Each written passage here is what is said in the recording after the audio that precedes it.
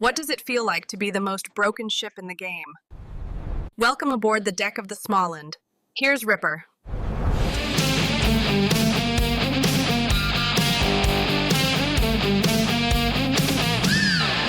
the smoke, I disappear. Guns blaze fast, I bring the fear. Fire rains down like it's endless night. You won't see me, just a fight. Shells flying and hope runs dry. Småland burns, then says goodbye.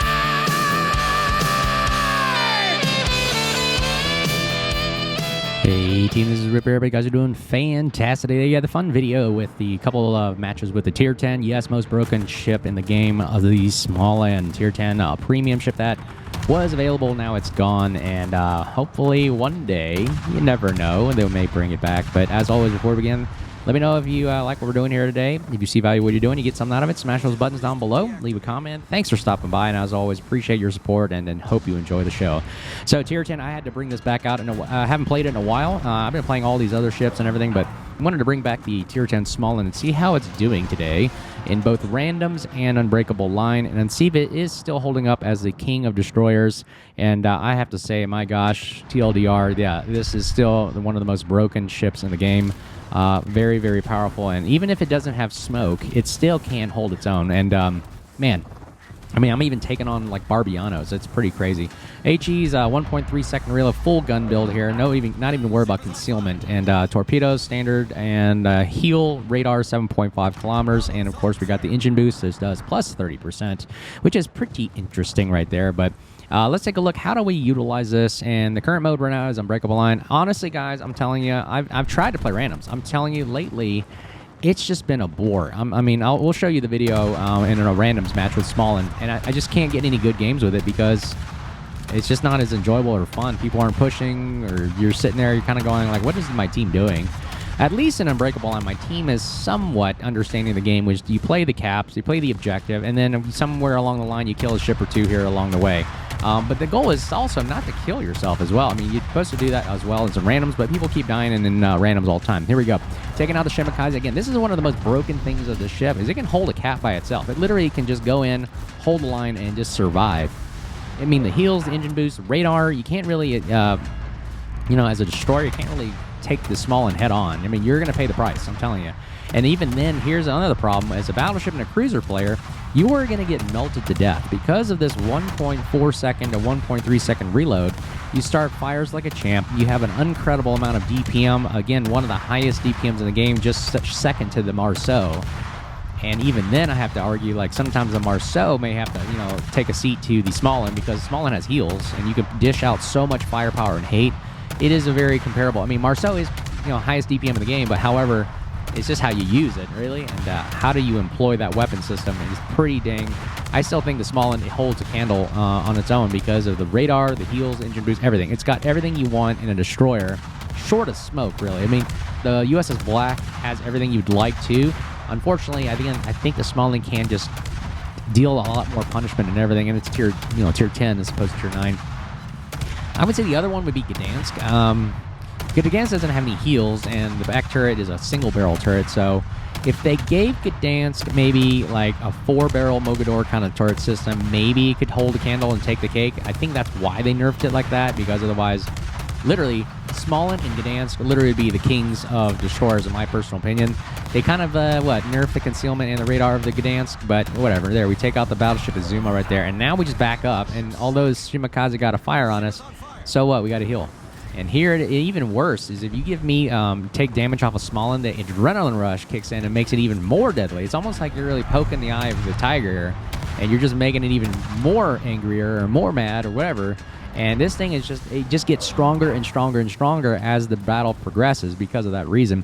Notice again, we're literally just sitting here in the middle holding this area, and what's the Shimakaze supposed to do? I mean, he can't cap, he can't attack. He's stuck. I mean, that's the downside. And the Småland does. Once you hide behind this island right here and just hold this the area, and you can shoot behind islands as well with one barrel, or sorry, one turret, double barrel. You can still dish out damage. Look, I'm dealing 578 every second here, and now I got double barrels, or I'm sorry, double turrets here. And look at this. This is the amount of DPM you are dishing out on a battleship. That's That's wild. And we're just sitting behind an island, sitting behind cover, not going to get torped. Everybody's focused on us. You can tell by the secondaries are just constantly pummeling us. Can someone tell me if the secondaries got buffed or something? Because they're shooting over islands a lot more frequently lately, and I'm wondering what is going on. Did they do something to the mechanics where secondaries are actually lobbing over islands a lot better, and they're way more effective and efficient? And I'm curious if they did something. Let me know, guys, in the comments below, or let the rest of the team know. Pretty interesting there. Look at this. Are we going to get a kill? Holy crap, we killed a GK. And now look, Shimokai's going to try to push into a Småland with a radar, and it doesn't matter if he smokes up. I mean, look, he can't do anything. So, yeah, that's that right there. Torpedoes go by. Yeah, we're using this island cover, and we're still capping. We're capping both spots now. I mean, putting a Småland right at this spot right here, literally just game ending. You can't really do anything. Even if you hydro or radar me, I mean, literally the Småland can just hold its own. It's got the heals if it needs to come back to life. And now we're just dealing out tons and tons of hate on the Libertad, which, look at that, even he sent all his salvos at us and went bupkis there. He could have shot the Los Andes, he could have shot at Mecklenburg, but no, he decided to shoot at the Småland because he realizes this is literally the game killer right here, because if the Småland is left unabated, unattended right here in the middle, what more can you do other than just wait for the timer to go down and you're dead? But again, we're playing the objective. That's exactly what we're supposed to do here. And the enemy team has to figure out how do you push together, work together to dislodge a Småland in the middle. And that's why I like an ING enjoy, because there's so many different situations here where you got to figure out, well, how do I flank this guy? How do I ingress? How do I kill? Who do I kill first? You know, as opposed to, or who do I make priority? Notice Schlieffen is also secondaries focused on me rather than my teammate. Or isn't that funny? Because the secondaries are shooting at me. So that's how bad the Småland is. Everybody wants to kill it. But this is exactly why. Look at the amount of damage we're dealing out on the hate. And we actually save our teammate because of this. Oh, here we go. Izumo's actually got the right idea. Good job, Izumo. Actually working literally all the way to the eastern side to flank. And this is what they have to. This is what you got to do. I mean, he has to sacrifice his ship in order to get dislodged the Småland. Otherwise, the team loses, which is pretty much the game's over. Anyways, we're at 950 points. Might as well go out and YOLO. And again, look at the amount of DPM we can take down. An 18,000 full health Shimakaze here. And now we just pretty much just pummel shells galore. If he smokes up, we pop the radar, and it's game over right there. Here, pop the radar, and he gets one shot on us. Meanwhile, we take him down to literally almost to nothing. And that's the game right there, ladies and gentlemen. 138,000 damage, 6 fires, 2 kills. And the next kill actually will end the game. If they kill one more person, the game's over. Yep, there it is. Libertad goes down. Game is over. Set and match. That, I mean, man, I'm telling you, it's so freaking powerful still. Even in today's 2025, Småland is still holding the reins as king of the destroyers, with next to sharing it with Marceau in certain situations. And look at that top 3 of the team. Look at that, we're making some money. Yeah, we did the majority of the bulk of the work and got shot at. So let's go look at another scenario. All right, this is one of my favorite maps too. Basically, the name of the game is get in the center area there, double cap, and win it for your team as a destroyer. Now, here we're working with a Kleber. Rich here was really kudos to you. Great player. A Kleber and a Småland together is absolutely busted. I mean, I don't know how. It'd just be like you having a Marceau with you. I don't know what a Småland and a Marceau, two of the most broken ships in the game. I don't know what you would do. Lucky shot there. What would you do against this? And just watch, for example, this gearing right here. What are you supposed to do when you have a Småland and a Kleber? If you pop radar, smoke, we pop the radar right there, and he goes full detector now, and now we literally just blast him. Now, the cool thing about the gearing, you can notice here, I'm getting a couple non-pins, because why? If you don't know your destroyers here, the gearing has a 21mm plate armor plating in the center section of that ship right there. And notice that my guns only pin 20. So he has a 20mm armor plate right there in the center. So I was getting some non-pins right there. So you got to have a caliber bigger or Spire AP. Something to think about when you're going up against a gearing, and that's what makes it so damn survivable. For that little armor plate can really hold off a couple of hits here and there. Unfortunately, when you're 2 versus 1, you can't win. Now, here's the bread and butter of Småland, too, is not only is it a good destroyer, hunter, killer, but it is also a battleship melter. Literally, I will just sit here and hold not only the center cap and stay alive, actually. I'm literally just going to burn the crap down on this Tahang. 1, 2, 3 fires, he damage cons, but it doesn't matter. Look at the amount of DPM being plowed right into his superstructure. It does not matter. Good luck. Great effort, but man, Småland is on par with the Haragumo fire. I mean, this thing out DPMs a Haragumo, if you think about it. It's crazy. And you know, guys, about me, about the Haragumo. Check out my videos about that. And you can see how I play Haragumo, and Haragumo is already freaking powerful. All right, next target. Again, notice that we're using island cover. You kind of single out 1v1 matches. What you want to do in destroyers always single out one guy, because you can't win 2 versus 1. It's better just to go, let's focus fire one guy down. So use island cover by throttle juking back and forth, and really just kind of manage your gunfire, your ship, and your survivability that way, so that you can maximize the efficiency of your ship, meanwhile staying alive, because you can't cap if you're dead. So stay alive as long as you can. There is still strategy involved in this, so a lot of people just don't like it for that reason. No, but you can't just go into the game going like, let me run around with my head cut off. No, you actually have to use your brain and think. Like, where am I best employed? How do I dislodge this player? What am I supposed to do? Who's the most dangerous player? Who's the dangerous player right now that I have to kill? So right now it's Mecklenburg, easy target. The enemy team is trying to hide and what is it called? Set up behind Bravo Island right here. They're trying to set up and post up right there. So we're gonna have to see where we can dislodge those threes. We got to keep a head on a swivel, making sure that Hindenburg does not come around the corner. He can perma spot us with a 6-kilometer hydro, so we're going to see who is the next victim here. It looks like this Jean Bart here that's trying to go nose in. Let's see if we can fire on him. Notice again, watch the amount of attention a Småland can get. Notice there are 1, 2, 3, 4 ships in front of me, and he elects to fire at us instead. So that tells you that the power of what this thing can do is draw fire. And then when you pop the engine boost, you get that 30% acceleration. You can literally throttle juke so many. I've seen so many people try to shoot a Småland in competitive and ranked and everything, and it's so difficult with that engine boost. You can really throw off some shots and just really dislodge and, man, really waste the shots of the enemy there, that they really just like fired for no reason. And you really help mitigate the damage to your team. Okay, look at my Kleber is actually pushing in, so I had situational awareness enough to know, let me pop the radar, reveal the other 2 destroyers to help out my teammate right there. Meanwhile, I'm still firing at the Jean Bart, who fires AP at me, by the way.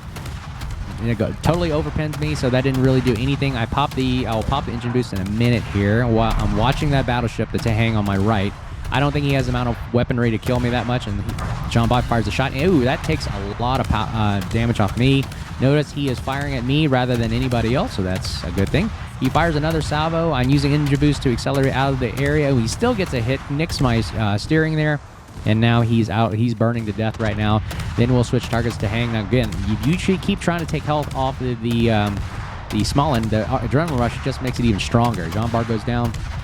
Now we're going to hang the crap out of this thing. Let's see how many fires can we start on this. Look at this amount of firepower right there. I'm watching that gearing come out around the corner. If he comes around, oh, he's dead anyways. All right, good job, battleship there, Los Andes there, and he survived the torpedo run. And now we're just going to literally lay hate to the Tahang right here, amount of firepower. Meanwhile, keeping that Ohio in check. Make sure we do not expose our ship to him. But look at the reload rate on this bad boy, 1.1 second reload. One of the best DPMs in the game. I'm telling you, this is exactly why. Look at the amount of firepower you can just deal on a superstructure area. And literally, we're just a teeny little destroyer, almost dead, firing little 127mm guns. But my God, they do so much damage. Look at that. We're just melting away his superstructure there. 25,000 health. We capped a point now. Finally, we did exactly what we were supposed to do. And boom, he goes down. Splash 140,000 damage here. And Mecklenburg coming around the corner. Watch 90,000 full health P right there. And just look at what this battleship will just take a dive straight to the bottom of the abyss here. Took a Citadel right there. Now he's taking full HE shots right into the superstructure from a Småland. We're using our heal to come back to life again. Exactly why having a heal on the destroyer is very, very important, powerful. It's basically to correct mistakes, also to maintain survivability right there. Mecklenburg pushing straight in. Let's see how long can he survive here. We are doing a bulk of the damage on his superstructure and starting fires, and he's taking massive damage right there. Look at that. Went from 90,000 in a matter of down to 10,000 in a matter of a minute, and he goes down right there. Look at that. And that's how you win the game right there. Again, how do you dislodge a Småland in this position? So difficult, and sometimes it can be frustrating. I'm telling you. That's why this ship is still broken. I'm telling you. Doesn't mean it can't be fun though, right? Look at the long range shots here, about 10 to 11 kilometers. This ship feels kind of wonky, but the amount of firepower you're throwing out there, you just got to walk the shells onto the target, and you can see right there we're taking, little hits here and there, and they do prove to be deadly on a gearing, and it's just so much firepower. I mean, the gearing just cannot do anything. He slows down trying to hide in smoke. And look, we're just going to put it right, the reticle right on him, and as the shells fall down, they're going to land right where he stops right there. We just keep firing, and boom. Splash 2, 177,000 damage, and we take the cake right there. Hayate is doing his best to push into Kleber. Unfortunately, he's just going to take... Well, you cannot, literally take a Kleber on with all those torpedoes. Look at that. Torpedoes are just so powerful. He goes down right there, and that's the game right there, ladies and gents. But we can speed it up and pretty much win the game. I mean, that's Småland right there. I don't know what else to say. I mean, it is really difficult to play against. Still king of the destroyers, like I said. All right, let's see what we can do right here. Oh, game's pretty much over. I mean, 900 points. Yep, next kill probably will... Or actually, next couple of kills maybe end the game. Look at the HE just right in this superstructure right here. And it just... I didn't ever realize how powerful HE can be with a 1 second reload. I mean, it is literally just constant 1,000 damage every second. I'm just watching this health bar. Look at the health bar. Very soothing. Unfortunately, he takes way too much, and we get a third kill in the game right there. There it is, ladies and gents. 190,000 damage. Småland in action right there. Still powerful. Still can hold its own against everybody. And let's give a round of applause for that one. All right, let's take a look at the stats before we go to our randoms match. Like I said, again, top of the 2 there. I think, again, randoms, we'll try it out. I'll play one for you to see how World of Warships is today. And, again, I still think Småland is powerful, but we'll take an example of how it actually plays out in randoms against other destroyers as well. Captain, what do we do? We're losing. We will be more effective sailing to the J-line. All right, the Faroe Islands here, domination. Again, same kind of concept of Unbreakable Line and randoms here, where you really you're playing the objective. You still got to stay alive, okay? You still got to win games that way, and of course, kill somebody along the way. So let's take a quick speed into us here. I'll just pick Bravo Cap here, right? So I'm doing what destroyer players are supposed to do. I go in. Now this time I'm not rushing to my death, right? Fire some torpedoes right into a battleship. And, of course, I'm going to back into it. Why do I back into it? And, again, this is good destroyer techniques and tips. We're a channel focused on destroyers. We can still talk about how to utilize and employ the destroyer correctly in a most effective, efficient manner. So what do I do here? I'm backing in, saving my engine boost and radar, ready to egress the area if I need to, because the name of the game is don't die, right? But get a great torpedo hit there. We did it. One of our roles is to torp other ships. We're going to spot for other ships as well. We're going to spot, but nobody's firing. Nobody can see anything. Again, everybody's so far in the back anyways. That's why I hate this mode now, because nobody is employing the battleship correctly. They're sitting in the back in reverse behind islands. You're not even able to shoot anybody at that point. You know, you're really using gimmicks like the William de Hearst's airstrikes, torpedoes. This is exactly why we reverse in. You could have taken a torpedo hit there, or better or worse, somebody could have rushed you and you have no avenue of escape. At least I can full throttle out. I go faster forward than I do in reverse. So this gives me options, right? You always want to have an exit strategy in anything in life, including this game. So there we go. We cap the spot Bravo. We did our job, right? We capped, we spotted, we torped, and we're making sure we're not going to die. We're detected by the submarine probably over there. He's not going to ping us. He's not going to mess with us. So guess what? Now this is pretty much the game. Now just pay attention. As I'm sailing around, pay attention to what the other ships are doing. This is my complaint about World of Warships here. Look at Libertad is running in reverse because he's terrified of a destroyer and a submarine. Again, this is why, if you think random's so fun, then report the submarine. Report these guys that don't belong in the game, like a CV or a sub, because it's making battleship players do this. Colombo refuel, heading to the back of the row here. Libertad, best secondary ship in the game, not using secondary capabilities. William de Hearst hiding behind an island to focus on airstrikes. You can see that problem there. Louisiana behind an island, and using his airplane. Now you can see my counterpart, Epoxy Clan, is actually, and then Capero Marceau is just going to run amok on this flank. You know what? This flank is lost. Nobody's there to help me at Bravo. Again, not supporting your destroyer. Bad idea right there. So you're already seeing the map is already coming out. Now, here, I wanted to show you this engagement right here. This is actually fun. So this is kind of a good example as to not pick a fight with a Småland, okay? Right now, I've singled out this engagement, 1v1, right? 1 versus 1 is how you win the game. Jinan's behind me, the closest threat, as well as submarines behind an island. So we can't really win that right there. So what is the bread and butter of this? I pop the radar, boom, he's perma-spotted now for the next 25-ish seconds. I have engine boost and heal. He's got 29,400 health and no heal. So how do we make this engagement right here? Pretty much, I'm just going to use sheer firepower, and watch how I aim. I'm literally just going to put the reticle 12 to 14 number on his hull right there, and I'm going to use throttle jukes here and there to throw off maybe 1 or 2 shells. His guns are bigger than mine. Unfortunately, he doesn't have the reload rate as I do, so he's going to probably disengage right here. Notice I did a full stop right there. I made him miss a couple shots right there. Now all he can do is really run away. He doesn't have a heal. All I can do now is just full up engage him. He's going to have to survive his 20-second firing penalty plume. And 3,000 HP survive, and he's worried about airstriking me right now. So that's the downside. Again, that's why you don't pick a fight with Småland unless you have full support of another ship. I mean, you just can't do it. I mean, and now we're just blind firing. At this point, boom, keep firing. I got a one last hit right there, and then he goes down with a friendly there. So that's it. That was the engagement of the Småland. We go undetected because the Janan was in smoke, and we were running away. That's how you make that engagement work. And that's it. That's the rest of the kills I get for the game. And I mean, the game's over. Because why? What is my team doing? Still hiding behind this island, so terrified of a submarine and maybe a cruiser. Everybody got wiped off the map at Charlie and Bravo here. Incheon, Louisiana. There you go. He goes down. Louisiana's not being able to do anything. Don't know what this cruiser down here. The J line, like I said, run to the J line, right? So bad. Like I said, that's the name of the game. They're like, run the J lines. We don't know how this is enjoyable for most people, and then what are you learning from this as well? People always say, oh, you're not learning anything in Unbreakable Line. Well, what? As opposed to, what are you learning in randoms? You're still running to the back of maps. I mean, look at this. 3 battleships. Colombo being one of the most broken. Libertad broken a secondary ability. William de Hearst has the airstrike gimmick.